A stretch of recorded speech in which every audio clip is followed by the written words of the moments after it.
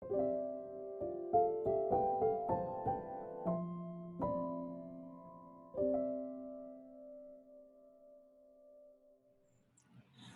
pagi untuk teman-teman semuanya di Jakarta. Salam dari North Carolina.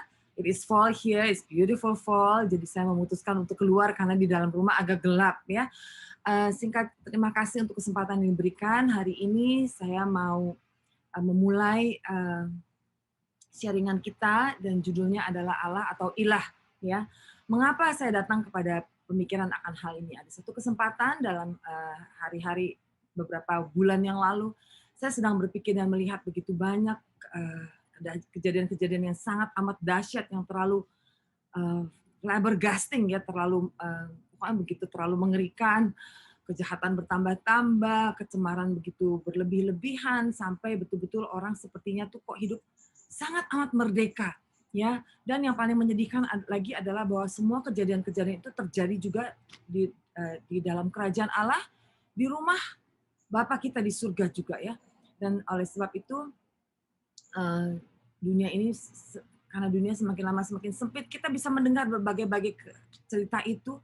Dan saya juga merasa bahwa bertanya gitu dalam hati, Tuhan, kenapa ya? Kok bisa sih gitu? Apakah itu orang mereka semua adalah orang-orang yang pergi gereja, mendengar banyak-banyak khotbah setiap saat, mereka berhubungan dan bersahabat dengan banyak hamba-hamba Tuhan yang paling hebat-hebat di seluruh dunia juga mendengar begitu. Kok bisa? Kok apa yang menyebabkan orang begitu beraninya, begitu merdekanya melakukan berbagai-bagai hal yang jauh jauh sekali dari apa yang diajarkan di gereja, jauh sekali dari apa yang kita baca di Alkitab. Dan pada saat saya merenungkan hal itu, 3 kata lewat dalam pikiran saya, Allah atau Ilah. Nah, saya jadi duduk nanya deh Roh Kudus, apa maksudnya gitu. And it dawned on me bahwa seperti keluar kata-kata seperti ada pengertian berkata begini, ada banyak orang yang beragama, tapi mereka bukan orang yang sungguh-sungguh beribadah kepadaku. Ya, dan penyembahannya kepada Tuhan adalah sesuka-suka dengan apa yang mereka pikir. Gitu. Nah, saya akan mencoba untuk membagikan sharing ini, semoga menjadi berkat dan bisa menjadi bahan perenungan juga untuk masing-masing daripada kita. Ya. Mengapa? Kapan sih Allah itu dijadikan sebagai ilah dalam kehidupan kita? Yaitu ternyata itu saat kita menyembah Dia, tapi ujung-ujungnya semuanya merupakan kepentingan-kepentingan bagi kita saja. Maksudnya apa ya? Karena tanpa kita sadari, kita semua kalau kita baca di 2 Timotius 3 ayat 1 sampai 6 minggu lalu atau berapa minggu lalu saya dengar Ibu Judith Halim sudah membahas ayat-ayat ini, jadi saya nggak mau ke situ. Kita tahu 2 Timotius 3 1 sampai 6 pada dasarnya berkata dengan satu hal, manusia mencintai dirinya sendiri. Dan itu benar ya. Saya ingat kira-kira 20 tahun yang lalu waktu pertama kali saya lahir baru, dan Tuhan pada waktu itu bukannya Tuhan ya, pada waktu itu saya datang pada satu kesempatan saya berdoa kepada Tuhan dan saya berkata, Tuhan, saya berterima kasih banget gitu. Terima kasih karena Tuhan bukakan mata saya, Tuhan mengajar saya banyak, saya mendengar banyak pengajaran-pengajaran yang saya belum pernah dengar sebelumnya. Walaupun saya dulu orang yang pergi ke gereja, tapi saya tidak mengenal banyak kebenaran, apalagi hubungan yang akrab dengan Tuhan. Saya baca Alkitab itu obat tidur yang paling enak, dua lembar kita baca, pasti tidur nyenyak, tanpa perlu makan obat tidur. Kemudian besok ditanya baca apa, nggak tahu juga gitu. Nah, dan pada waktu itu waktu saya lahir baru, saya bertemu dengan Tuhan, saya merasa, wow Tuhan, I'm so grateful bahwa Engkau buka begitu banyak kebenaran dalam mata saya, membuat saya bisa melihat kepada diri saya sendiri, betapa banyak hal yang saya tuh benar-benar nggak ngerti banyak hal. Dan saya mulai berdoa, Tuhan aku berterima kasih, saya bersyukur udah bisa tahu diri Tuhan. Dan pada waktu keluar kata-kata seperti itu, tiba-tiba Tuhan bicara kepada saya, berkata, benar kamu sudah tahu diri. Gitu. Coba kamu dengar doa-doa kamu sendiri. Langsung saya pikir, what's wrong with my doa-doa ya? Saya merasa pada zaman-zaman itu saya berdoa apa saja. Sepertinya pada waktu itu semua yang saya doakan semuanya Tuhan jawab. So what's wrong with it? So saya balik kepada doa-doa saya. Iya, saya berdoa seperti juga kita semua normal. Aku berdoa untuk karir saya, berdoa untuk anak-anak saya, berdoa untuk suami saya, berdoa untuk bisnis kami, berdoa untuk orang tua saya, berdoa untuk semua orang-orang yang semuanya, saya merasa saya orang yang berdoa banyak, berdoa untuk ini, berdoa untuk itu, tapi ujungnya semua berakhir dengan saya, ya. Nah, tanpa saya sadari akhirnya Tuhan berkata juga, itu yang pertama dia bilang, saya aduh Tuhan betul. Semua-muanya the benefit is for me. I, me, my, mine. Nah, pada waktu itu terjadi tanpa kita sadari ternyata kita sudah mengilahkan Tuhan. Karena kita menyembah Dia, kita melakukan banyak hal, kita melakukan mau Bible study, mau komsel, mau pelayanan apapun, kita melakukannya for the benefit of me. Karena saya takut masuk neraka, karena saya tidak mau in the bad, di dalam rekod yang tidak baik bersama dengan Tuhan, maka saya melakukan banyak hal. Tapi ujungnya adalah untuk kepentingan saya. Tanpa saya sadari, tanpa saya sengaja, saya telah mengilahkan Tuhan. Karena He is a good father, isn't He? Minta apa aja gitu, berdoa dalam namaku, aku akan berikan semuanya. Tanpa menyadari bahwa ternyata, dan perkataan Tuhan yang kedua, dia menegur saya dengan berkata seperti ini. Dia bilang, kalau kamu betul-betul tahu diri, kenapa kamu tidak pernah tanya kepadaku? What do I want from you? Aduh, bulu saya berdiri dan saya bertobat hari itu, Tuhan, ampuni saya. Mulai hari ini Tuhan saya menyerahkan, ya pokoknya terserah Tuhan mau apa aja deh. Oke, let's do it gitu ya. Dan saya bersyukur karena pada waktu itu saya mengenal Tuhan melalui teguran seperti itu. Saya jadi banyak lebih mengerti akan bahwa betul ya, kita tidak bisa hanya datang kepada Tuhan untuk kepentingan aku, kesehatanku, hidupku, apa semuanya aku. Akhirnya kita bisa mengerti. Ini ceritanya nih kita ikut Tuhan nih, Tuhannya tuh siapa? Siapa yang harus dipuaskan? Me. It's very, very dangerous ya. Oleh sebab itu kita bersyukur. Kenapa bisa terjadi gitu? Jadi saya punya perenungan juga mikir lagi lebih jauh. Kenapa kita bisa begitu? Dan banyak orang di gereja ternyata mereka akhirnya kita bisa lihat banyak orang datang ke Tuhan, jadi anak-anak Tuhan, lahir baru dan begana dan begitu melakukan perkara-perkara yang dahsyat. Akhirnya di Matius 7 juga berkata, siapa engkau? Aku tidak kenal engkau. Jangan sampai, kan kita hari ini nggak mau dong ya jadi orang itu. Kita nggak mau kau melakukan banyak hal tapi engkau tidak kenal aku. Nah, itu semua terjadi karena kita punya krisis identitas. Kita tidak mengerti siapa kita. Untuk apa kita diselamatkan dan mengapa Tuhan itu harus membayar begitu harga yang begitu mahal just to save us, ya? Apakah untuk kita menabung harta lebih banyak, semua hal-hal yang kita inginkan lebih banyak, atau apa kehendak Tuhan? Kita tidak pernah berpikir lebih jauh daripada itu.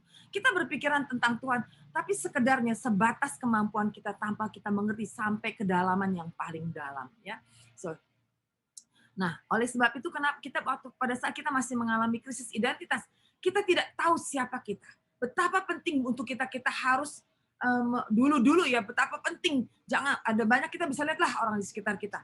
Jangan sampai nggak tahu siapa aku ya, dengan apa yang aku pakai, dengan apa yang aku punya, siapa suamiku, apa bisnisnya, berapa besar ini dan itu.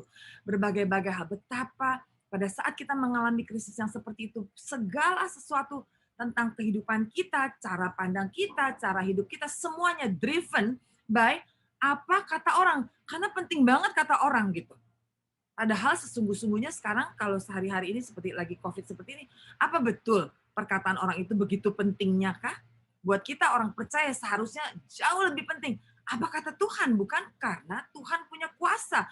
Dia punya kuasa, dia punya hak untuk memasukkan kita ke tempat di mana dia bisa buang kita ke neraka loh. Manusia tidak bisa membawa kita ke surga juga ya dengan segala macam puji-pujian mereka.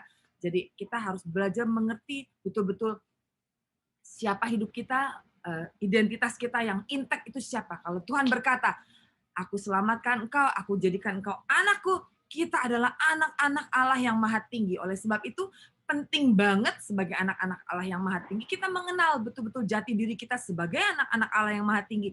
Hari ini, mari kita renungkan. Hari ini kalau orang-orang melihat kepada kita, bukan kita, atau kita menilai diri kita sendiri dengan sejujur-jujurnya. Apakah benar kita sudah menghidupi hidup the second chance, kehidupan yang sudah diselamatkan, lahir barukan oleh Tuhan itu, untuk menghidupi sebagai anak-anak Allah yang maha tinggi, atau masih jadi the star, the darlings of the world, ya itu kita masing-masing harus bisa baca sendiri. Nah, apa yang terjadi pada saat manusia mengilahkan Tuhan? Ternyata kita bisa lihat bahwa begitu sulit sekali untuk anak-anak Tuhan untuk saling mengasihi. Mereka tidak mampu, kita tidak mampu untuk mengasihi. Saya pun berdoa bertahun-tahun dan berkata kepada Tuhan, Tuhan ajar saya untuk mengasihi. Karena it is not an easy thing ya, sama sekali. Mengasihi orang yang manis, yang baik, yang mudah. Tapi ternyata dalam dunia kita ternyata ada banyak orang yang lebih suka untuk melukai kita, bukan? Sadar tidak sadar. Lebih suka untuk kalau bisa tipu ya tipulah, kalau bisa dimakan ya dimakanlah gitu. Ternyata I'm sorry to say this, but this is a fact. Mari kita berdoa supaya kita bukan orang yang demikian. Tapi itu terjadi dalam kehidupan. Kita lihat sekitar kita ya. Akhirnya kita sulit untuk mengasihi. Karena mereka tidak ada Tuhan yang betul-betul. Tuhan itu yang sebagai ilah. I want all the good things. Saya mau semua yang baik dari Tuhan. Tapi kalau saya harus berubah, kalau saya harus bayar harga, kalau saya harus sangkal diri, kalau saya harus ngalah, kalau saya harus mengampuni, kalau saya harus melakukan kebaikan-kebaikan tidak dibalas lagi, tidak diapresiasi, tidak dilihat, tidak bisa untuk jor-joran, untuk orang mulai berkata, wow, tidak ada hal-hal, banyak hal yang kita bisa lakukan yang kalau dunia nggak tahu, kita nggak mau, kita tidak suka. Kita lebih suka apa yang dunia akan berkata, wow, tepuk tangan ya. Seringkali hati-hati. Kita bisa cek diri kita sendiri, apakah kita ada di situ atau tidak. Saya tidak sedang menghakimi siapa-siapa, but come on, let's be honest to ourselves ya. Apakah selama ini kehidupan kita beragama, apakah kita betul-betul mengalahkan Tuhan atau hanya sekedar mengilahkan Dia saja untuk kepentingan-kepentingan kita ya. Nah, pada waktu kita juga bisa lihat orang yang selama ini mengilahkan Tuhan, mereka fokusnya mereka tidak. Apakah benar fokus mereka pada Tuhan atau tidak? Ya, seringkali kita bisa dapati kalau diajak persekutuan doa, dong, udah deh ya, kamu aja deh diajak melakukan pelayanan, bagana dan begini, kamu aja gitu. Juga mungkin juga ada, tapi mereka melakukannya bukan karena mereka benar-benar mau menghidupi Tuhan dalam kehidupan mereka, tapi karena ya karena aku bersahabat dengan dia, oke ikut deh, karena aku cari jati diri. Kalau aku ada di kerumunan orang-orang yang suci lebih kudus, kan bagus juga ya daripada sebaliknya ya. Dan kita anyway banyak hal-hal seperti itu terjadi, kontroversi seperti itu ya. Fokusnya masih kepada dunia dan kemudian juga karena tidak punya pengenalan yang benar akan Tuhan ya. Coba kita lihat di slide berikut. Nah, ini adalah ilah-ilah zaman. Kita lihat sekarang orang-orang yang fokus kepada dunia ini hidupnya sibuk dengan beginian ya. All the glitters, all the collection, apa yang mereka bisa pamerkan.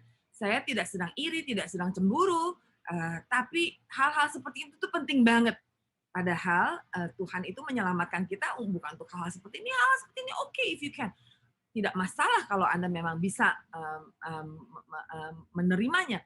Tapi akan menjadi masalah pada waktu Anda menyembah hal-hal seperti ini lebih penting daripada yang lain. Karena apa yang terjadi akhirnya adalah banyak orang yang tidak bisa mendapatkannya dengan jujur, akhirnya melakukan perkara-perkara yang betul-betul melanggar Tuhan, melanggar segala kebenaran. Bahkan mereka saling tipu, saling I don't know ya, pokoknya saling tipu, bahkan suami istri bisa saling tipu, saling mengkhianati, partner dagang apalagi, saudara dengan saudara, anak dengan orang tua, anak-anak dengan anak abang adik, semua berbagai-bagai hal terjadi karena mereka setelah menyembah ilah-ilah demi hal-hal demi keinginan untuk memuaskan hawa nafsu yang tidak terpuaskan itu, mereka berani melakukan banyak hal-hal, bahkan semua firman mereka berani melanggarnya.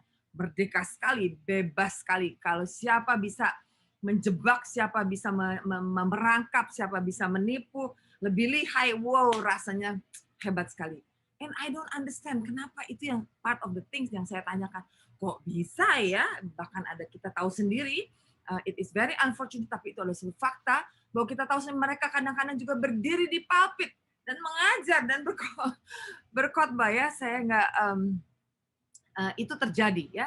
Jadi buat saya pada waktu saya mendengar new normal, dengan zaman kita COVID nih, kita dengar kata-kata new normal, saya duduk diam mikir, Tuhan, buat saya new normal is not about social distancing, is not about cuci tangan, pakai masker. Buat saya new normal adalah satu kesempatan yang besar bagi semua orang-orang, terutama anak-anak Tuhan, untuk datang dan bertobat dan berubah. selama masih ada waktu, mulai mengejar bagaimana untuk menguduskan diri. Saya percaya bahwa apapun tampilan kita di luar yang kita perlihatkan kepada banyak orang, kita tetap masih punya conscience. Tuhan itu Allah yang setia, dia ada dalam hati kita, dia pasti menegur. Dan banyak orang mematikan conscience itu demi melakukan berbagai-bagai hal. Slide berikutnya kita akan lihat mengenai satu ayat di 1 Yohanes 2 ayat 15 sampai 17. Ini ayat kita baca saja, saya rasa kita perlu mengingatkan diri kita kembali ya. Firman Tuhan yang berkata, janganlah kamu mengasihi dunia dan apa yang ada di dalamnya. Karena jikalau orang mengasihi dunia, maka kasih akan Bapa tidak ada di dalam orang itu. Ya, sebab yang ada di dalam dunia yaitu keinginan daging, keinginan mata, keangkuhan hidup, bukanlah berasal dari Bapa melainkan dari dunia.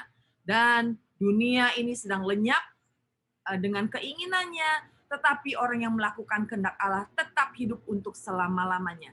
Mau tidak mau kita harus mengingatkan, karena apa yang kita perlihatkan semua, kita tahu di sekitar kita ada banyak orang-orang yang gara-gara keinginan-keinginan dunia mereka, keinginan daging, keinginan mata, keangkuhan hidup, gila pujian, mau disembah oleh orang-orang.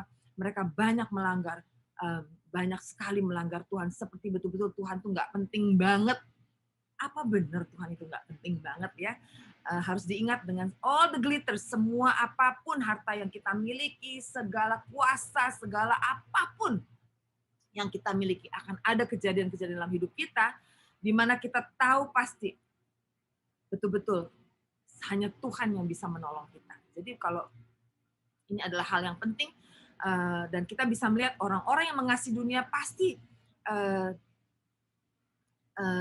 makin jauh dari kehidupan ketuhanan, dan semakin tidak taat, dan banyak sekali akhirnya mereka buang-buang banyak energi untuk memperjuangkan hal-hal yang tidak ada nilainya di mata Tuhan sebetulnya ya. Padahal alangkah dahsyatnya kalau anak-anak Tuhan itu meluangkan waktu untuk berdoa saja, misalkan untuk dunia yang sedang kacau salah kaprah begini, mendoakan orang itu betapa besarnya dan dahsyatnya kuasa yang perubahan yang akan terjadi.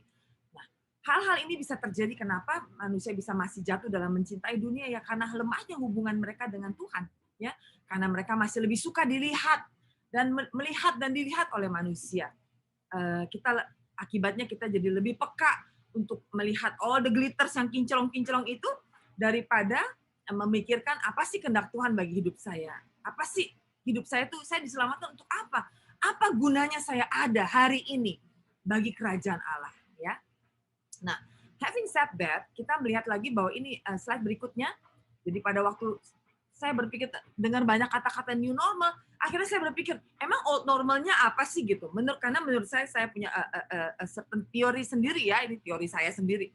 Saya merasa bahwa Tuhan izinkan COVID itu terjadi karena dia memang harus stop, ya, dia harus stop di old normal. Kenapa? Kita bisa lihat sendiri bahwa yang terjadi di old normal di dalam our society kita waktu kita bicara mengenai our society, kita tidak lagi bicara tentang Jakarta, tentang Indonesia, kita bicara dengan apa yang sedang terjadi di seluruh dunia, ya.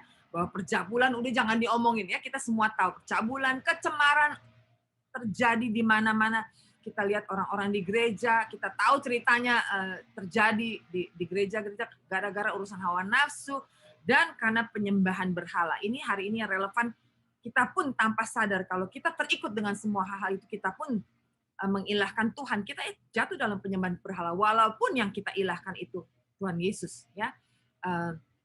Dengan sihir orang-orang yang bisa merubah cara pandang begitu rupa untuk mengikuti ya. Tukang sihir bukan tukang sihir seperti zaman film Harry Potter seperti itu ya.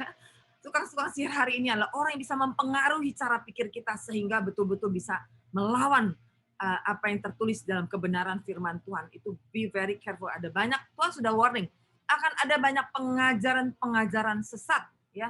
Be very careful. Kelihatannya baik, kelihatannya bagus karena apa? Menyenangkan aku. Oh, cocok buat saya nih pengajaran seperti hyper grace. Cocok buat saya karena saya mau dosa seperti apa, mau melanggar seperti apa. There is always, kamu sudah dijamin. Sejujur-jujurnya, be very careful with that ya. Kemudian kita lihat perseteruan terjadi, bapak dengan anak, partner saat suami, ya kita sudah sebut terjadi iri hati, juga iri hati merupakan satu racun yang begitu berbahaya ya, meracuni banyak orang dan membuat mereka berani melakukan berbagai kejahatan. Kemudian juga ada amarah, ya kemana semuanya datangnya dari kepentingan-kepentingan diri sendiri. Roh percideraan, mereka berani melakukan kejahatan, mereka berani nyusahin orang, mereka yang melakukan kesalahan tapi dipanggilin lawyer, dibikinin perkara. Saya sudah pernah mengalaminya ya, mengalami dengan seorang ibu yang datang ke rumah saya berdoa bersama dengan saya, tapi ternyata dia seorang pencari mangsa dan dia lakukan itu, dicari-cariin urusan bagaimana untuk menjerumuskan, tujuan akhirnya untuk merampas. Dan ini gaya hidup orang Kristen loh, orang Kristen luar biasa ya. Kemudian ada juga roh pemecah belah satu dengan yang lain. Karena dari apa yang dipikirkannya, sesuatu yang mendatangkan sesuatu yang baik untuk kita, akhirnya mereka melakukannya begitu saja. Gara-gara mereka tanpa segan-segan karena mereka berpihak, mereka memecah belah, bukan karena kedengkian satu dengan yang lain, kemabukan, pesta pora, gila hormat, saling menantang, saling mendengki. Ini terjadi. This is the old normal. Sudah tertulis di Alkitab. Dan banyak anak-anak Tuhan melupakan bahwa kita orang-orang percaya dipanggil untuk menggarami dunia, bukan to salt the world and not to assault one another ya. Ini sudah kacau. Dan saya pikir Tuhan tuh sudah waktunya bagi Tuhan, makanya dia izinkan dengan berat hati. Tapi saya juga percaya Tuhan itu adalah seorang businessman, dia punya hitung-hitungannya sendiri. Jika dia sampai izinkan COVID, dia ada sesuatu hal yang lain yang sedang dia lakukan di belakang layar yang dia tahu dengan adanya ini semua dia akan menjarah banyak jiwa, dan itu terjadi hari-hari ini. Kita tahu dari pelaporan yang terjadi, yang kita dengar bahwa terjadi ke revival di banyak tempat yang besar, yang kecil, yang pribadi di rumah, banyak sekali itu sedang terjadi dan we are very grateful ya. Tuhan juga di Alkitab juga mencatat tentang manusia akhir zaman, saya katakan perilous times, perilous people, dibahas oleh Ibu Judith sudah. Ya. Slide berikutnya. Nah, saya mau mengingatkan agar semua orang ada satu hal yang Tuhan tidak pernah berubah. Di Roma 8 ayat 13 yang mengingatkan, sebab jika kita hidup menurut daging, maka kamu akan mati. Titik. Ini bukan firman yang bisa ditwist, bisa enggak matilah, kan udah lahir baru, kan udah begini, kalau saya enggak berani mengatakan hal itu. Tapi buat saya firman Tuhan adalah iya, dan itu adalah iya dan amin, itu adalah satu kebenaran. Tetapi jika oleh roh kamu mematikan perbuatan-perbuatan tubuhmu, kamu akan hidup. Intinya tetap, tidak bisa kita terus-menerus melakukan perbuatan daging dan mengharapkan kita dikuduskan, anugerah itu menutupi kita. Tetap kita harus stop mematikan perbuatan-perbuatan daging ya. Jadi, oke, saya harus pindah ruangan karena di depan tukang kebun berisik. Oke, ya. Jadi firman ini dari Roma 8:13 ini kita tidak bisa potong lagi, tidak bisa ada excuses. Buat saya secara pribadi, jika kita harus membaca firman kebenaran dan kita harus mencari pembenaran apapun, maka kemungkinan yang terbesar bahwa kita sedang menipu diri kita sendiri ya. Jadi buat saya kita baca firman Tuhan, gak usah terlalu heboh deh, kita baca aja seperti anak-anak, just take it as it is. Literally, nggak usah terlalu bikin excuses. Kalau kita harus make excuses, itu you have to be very careful. Ya. Buat saya, saat kita membaca firman Tuhan, kalau kita harus mencari pembenaran akan apapun juga, buat saya kemungkinan terbesar adalah kita sedang tertipu atau sedang menipu diri kita sendiri. Jadi baca firman dengan mudah saja, dalam arti kata kalau sudah terlalu literally begitu, matikan daging, ya sudah lah ya, nggak usah cari excuses. Ya, karena ini adalah firman kebenaran dari Tuhan sendiri. Oke, berikutnya. Nah, kapan kita bisa harus memulai, sebagai dalam pembenaran kita harus mulai menjadikan Tuhan sebagai Bapa, as God, as Father, as Lord, Tuhan, bahwa dia adalah berdaulat. Ya, maka pada waktu kita mau melakukan ini, kita harus mengerti benar apa sih kata firman tentang kita. Identitas kita jelas sebagai anak-anak Allah, apa yang Tuhan inginkan. Kita harus mulai memperlakukan dia bukan lagi sebagai tukang pukul, sebagai tukang jaga, hanya sebagai dokter. Kalau aku butuh, aku panggil, aku cari, aku datang. Tapi kalau aku udah nggak butuh, udah pergi ke belakang sana. Jangan jangan macam-macam, jangan banyak bicara. Itu sangat berbahaya tanpa kita sadari, mungkin kita tidak dengan sengaja melakukan hal itu, tapi itu seringkali terjadi dalam kehidupan orang Kristen. Dan kita dalam segala perjalanan kita, pada waktu kita mengalami banyak tantangan, kita melupakan Tuhan bahwa Dia adalah Tuhan dan Tuhan yang berdaulat penuh atas kehidupan kita, apapun. Nah, pada waktu identitas kita jelas, maka kita mengerti bahwa apa yang diperkatakan oleh Tuhan, bahwa kita harus belajar untuk mentransformasi kehidupan kita harus membangun sikap hati hidup yang benar, transformasi hati, iman dan iman yang besar terhadap Tuhan itu harus terjadi. Yang mana kita hanya bisa dapati semua hal-hal itu dengan membaca firman Tuhan. Mau, tidak ada cara lain. Toh Tuhan sudah berkata pada waktu kita lahir baru, Roh Kudus ada padamu, dia akan pengajar akan segala kebenaran, dia akan menegur kita akan dosa, dia akan membenarkan kehidupan kita, yang benar ya benar, yang salah pun dia akan salah. Akan dia di-reveal to us supaya kita nggak bisa lagi pura-pura salah gitu ya. Sebagaimana saya juga dulu saya tidak tahu bahwa saya sedang mengilahkan Tuhan tanpa saya sadari. Tapi Roh Kudus menyatakan itu dalam kehidupan kita dan kita bisa berubah. Puji Tuhan ya.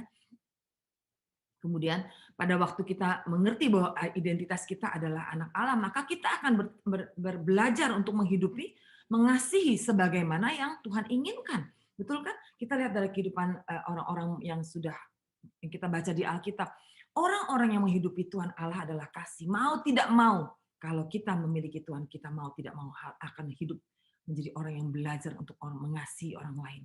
Ya, seperti Tuhan Yesus di mana saja, seperti Coca-Cola, dia kan di mana saja, kapan saja, siapa saja, dia tidak pilih, dimanapun. Kalau dia bisa menjadi berkat, dia akan memberkati. Kalau dia bisa menolong, dia akan menolong.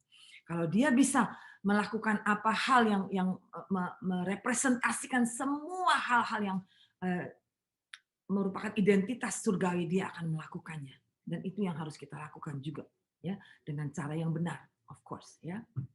Dia memiliki hati Bapaknya, kehidupannya tidak pernah mempermalukan Bapa. Ya, kita boleh ambil waktu sebentar, coba lihat nilai hidup kita.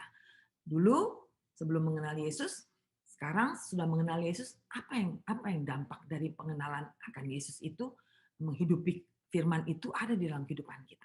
Tanpa itu kita bisa salah kaprah, makanya saya suka bingung kalau ketemu orang, ini orang Kristen kok udah bilang Kristen berpuluh-puluh tahun tapi buah-buah dari kehidupannya, wow ya, lumayan mengerikan ya. Nah, kemudian yang kedua, kita belajar untuk mengasihi Allah itu. Kalau Tuhan Yesus itu betul-betul roh Allah ada dalam kehidupan kita mampu untuk mengasihi dengan kuat.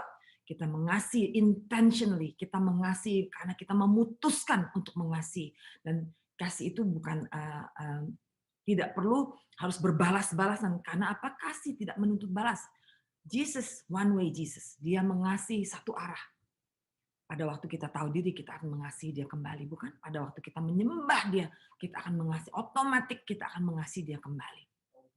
Tapi dia tidak menuntut sesuatu datang daripada kita. Dia tidak menuntut untuk kita, kalau aku akan mengasihi kamu, kalau kamu balas, aku akan membalasnya juga. Kalau kamu nggak balas, I stop. Itu tidak bisa terjadi. Itu yang terjadi dalam kehidupan anak-anak Tuhan hari ini.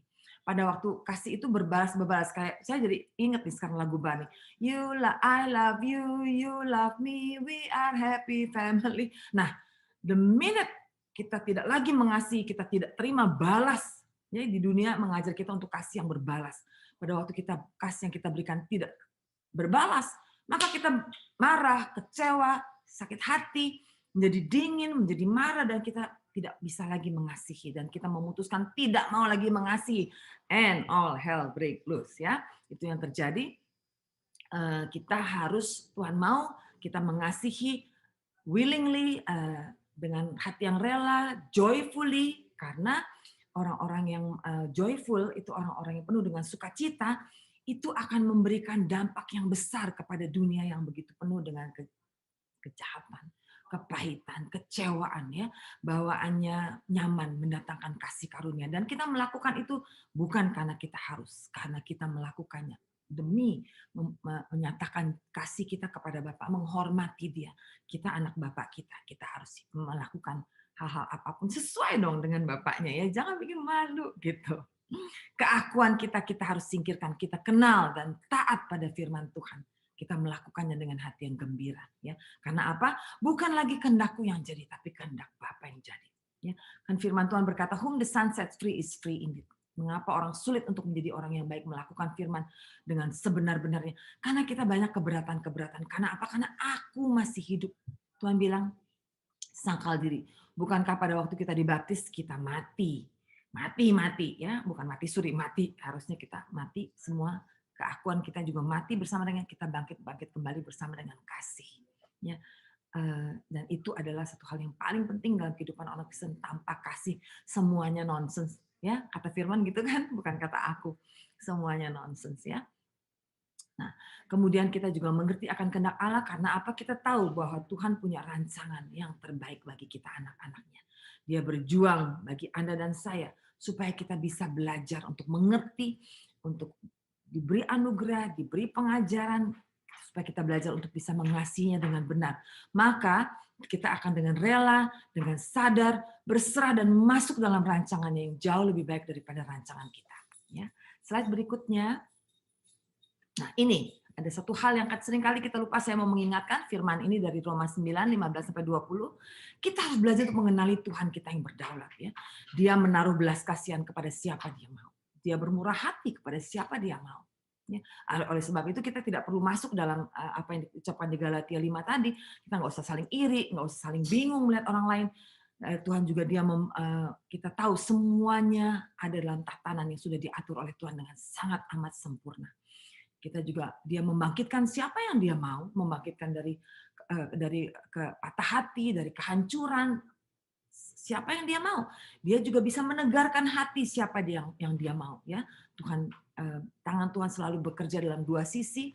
Orang-orang yang taat akan ikut dengan dia dengan tanpa pemberontakan, orang-orang yang tidak taat juga akan melakukan apa yang mereka inginkan dengan sekehendak mereka. Tapi Tuhan bisa menegarkan hati orang-orang. Baik orang yang taat, mereka akan menjadi sangat amat tegar berdiri dengan kokoh di hadapan Tuhan dalam menghadapi segala macam tantangan. Sisi yang lain, dia juga bisa menegarkan hati orang-orang yang tidak taat. Begitu mengerikan, saudara-saudara, ya. Tuhan menetapkan langkah-langkah orang benar kepada jalan damai sejahtera. Ini kurang damai dalam damai sejahtera. Dan langkah-langkah orang fasik juga yang menetapkan, ya, menuju dan kasihannya itu menuju pada kebinasaan, ya. Itu ada mengerikan sekali. Dan Tuhan, at the end of the day, Tuhan juga menetapkan tujuan akhir dari setiap pribadi. Nah, ini penting buat kita karena dari kita dalam segala kehidupan kita sebagai orang percaya, kita akan akhirnya akan diputuskan siapa yang punya kualitas sebagai mempelai, siapa yang punya kualitas hanya sebagai undangan, atau bahkan siapa yang juga punya kualitas sebagai undangan yang ditolak. Ini buat ya kita masing-masing punya pilihan untuk memilih apakah ini hal penting buat kita atau nggak penting juga. It is iman adalah seperti itu, ya. Kalau ada iman ya terjadi, kalau nggak ada iman ya semuanya nonsens, ya. Nah, mengapa kita harus memiliki hubungan yang sehat dengan Tuhan di mana Dia bertingkah, Dia berdaulat, Dia hidup, Dia ditinggikan, Dia diagungkan, Dia dihormati, Dia ditaati, dan lain-lain betul-betul sebagai Allah. Ya. Karena bagi orang percaya, urusan kekudusan bukanlah hal yang otomatis. Ya.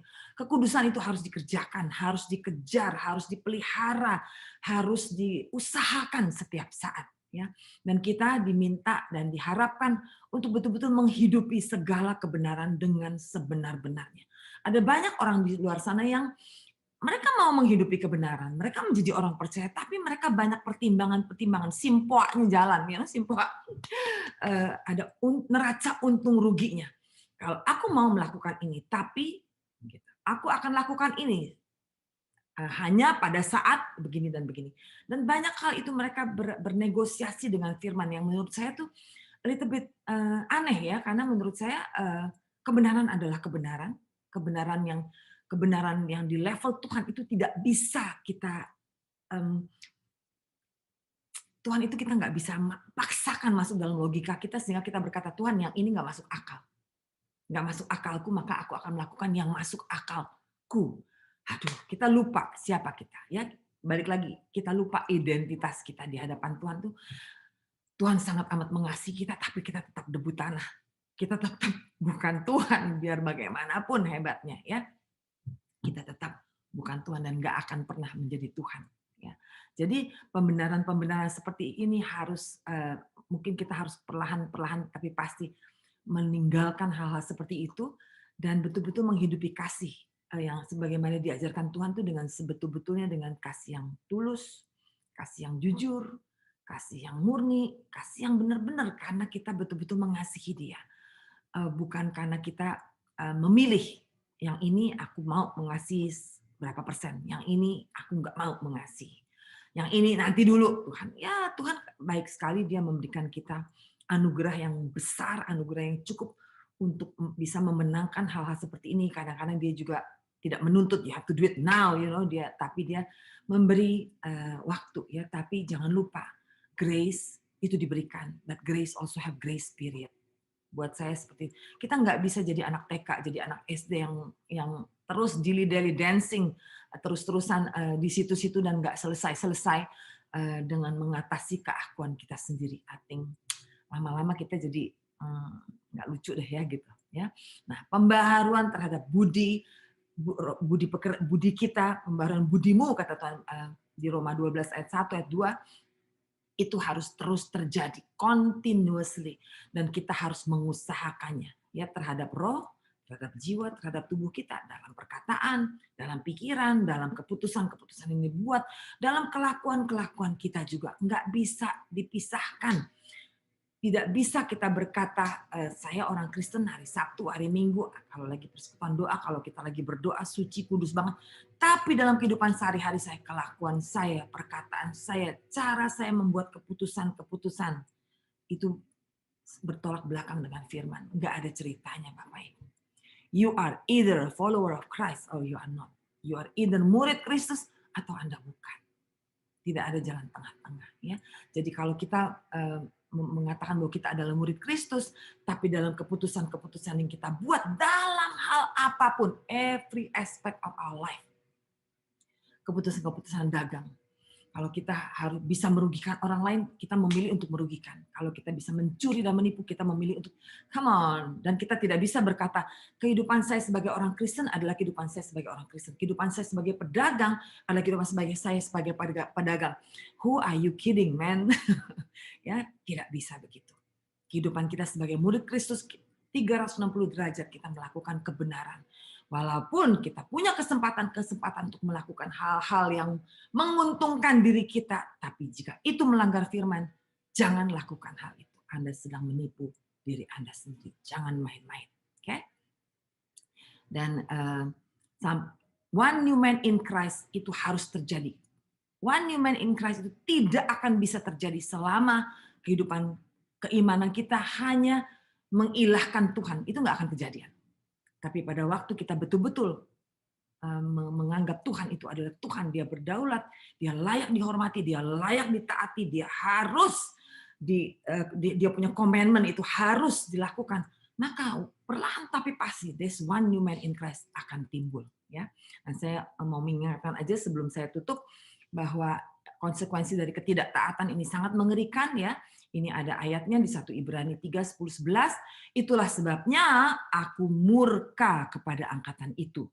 Dan berkata, selalu mereka sesat hati, mereka tidak mengenal jalanku, sehingga aku bersumpah di dalam murkaku. Mereka tidak akan masuk ke tempat perhentianku. Firman Tuhan berkata seperti itu. Ya. Mereka sesat hati. Kenapa? Karena mereka selalu lebih suka mengikuti perasaan-perasaan mereka. Mereka mencerna segala kebenaran dan melakukan pembenaran-pembenaran di dalam diri mereka sendiri. Mereka tidak mengerti jalan-jalan Tuhan. Aku lemah lembut, rendah hati, melakukan kebenaran. Dan dia sampai, dan saya takut sekali waktu saya membaca bahwa aku bersumpah di dalam murkaku. Wow, that is very hard. Kalau Tuhan sampai bersumpah, tidak ada tempat untuk kita untuk lari ya. Tidak ada jalan damai sejahtera bagi orang fasik. Ya, saya tidak mengupas tentang orang fasik, tapi ada ayat yang berkata begini di Roma 12 ayat 21-22 saya akan bacakan. Siapa sih orang fasik itu ya? Ada banyak firman tentang orang fasik, tapi ini yang saya temukan, saya ambil sedikit saja. Sebab sekalipun mereka mengenal Allah, mereka tidak memuliakan Dia. Bagaimana kita memuliakan Allah pada waktu kita tipu sana, tipu sini, mengkhianati suami istri, saling mengkhianati, anak-anak saling segala macam ya. Bagaimana mereka tidak memuliakan Allah, memuliakan Dia sebagai Allah, atau mengucap syukur kepadanya. Sebaliknya pikiran mereka menjadi sia-sia dan hati mereka yang bodoh menjadi gelap. Mereka berbuat seolah-olah mereka penuh hikmat, tetapi mereka telah menjadi bodoh. Ya, karena mereka gampang aja deh buat kita the business decision begitu canggihnya mereka melakukan twist and turn, begana begini, sebetulnya mereka sedang melakukan kebodohan. Karena apa? Mereka melanggar firman, selesai. Mereka tidak taat, selesai. Mazmur 1 ayat 6 juga berkata, sebab Tuhan mengenal jalan orang benar, tetapi jalan orang fasik Dia juga tahu. Semua menuju pada kebinasaan. Mari kita ambil ayat-ayat ini sebagai peringatan kepada diri kita sendiri. Ada satu ayat lagi yang saya juga harus bagikan, karena ini juga penting. Ibrani 3, 18, 19, konsekuensi dari ketidaktaatan. Dan siapakah yang telah ia sumpahi bahwa mereka takkan masuk ke tempat perhentiannya? Bukankah mereka yang tidak taat? Dan inilah hukuman itu, terang telah datang ke dalam dunia, tetapi manusia lebih menyukai kegelapan daripada terang. Sebab perbuatan-perbuatan mereka jahat.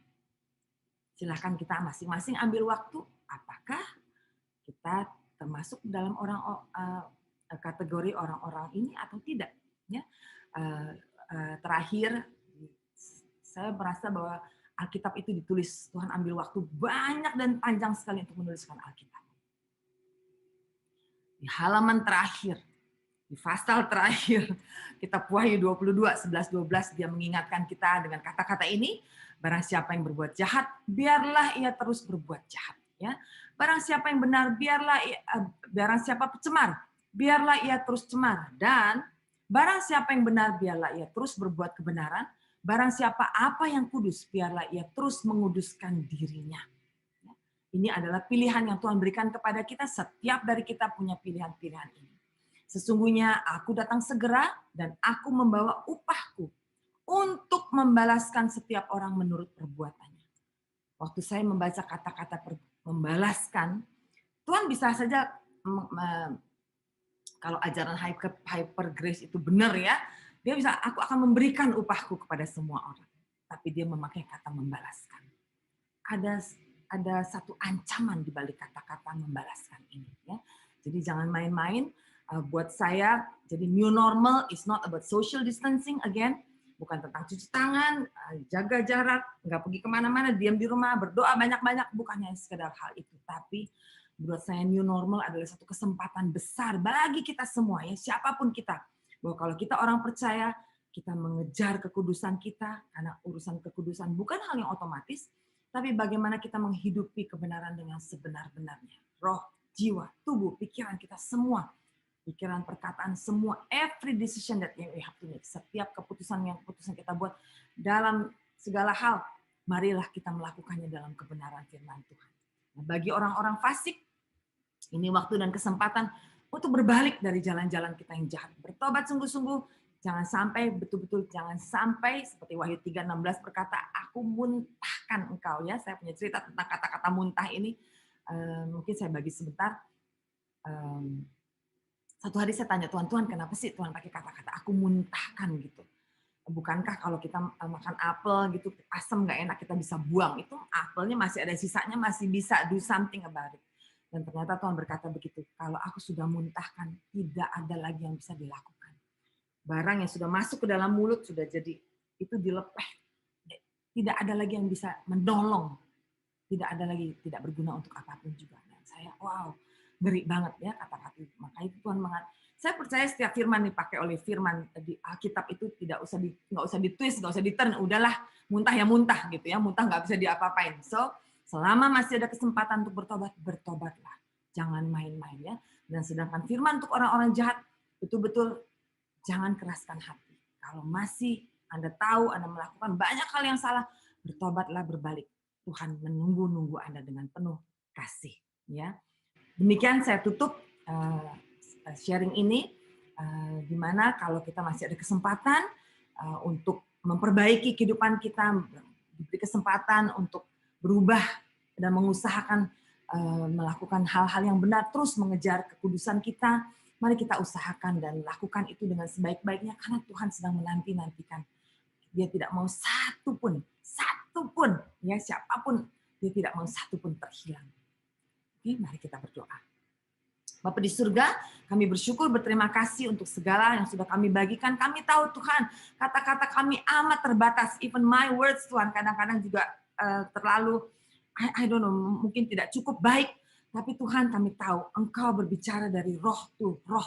Maka apapun kekurangan kami, biarlah roh Allah yang ada dalam kehidupan semua orang-orang yang mendengar, Engkau yang mengajarkan kepada mereka, Engkau yang membuat buka mata pengertian kami semua, supaya Engkau bisa mengajarkan lebih dalam, sehingga pengertian-pengertian kami semua selaras, dan mereka bisa tangkap sebagaimana apa yang Roh Kudus ingin kami tangkap. Ajar kami terus Tuhan, kami mau belajar.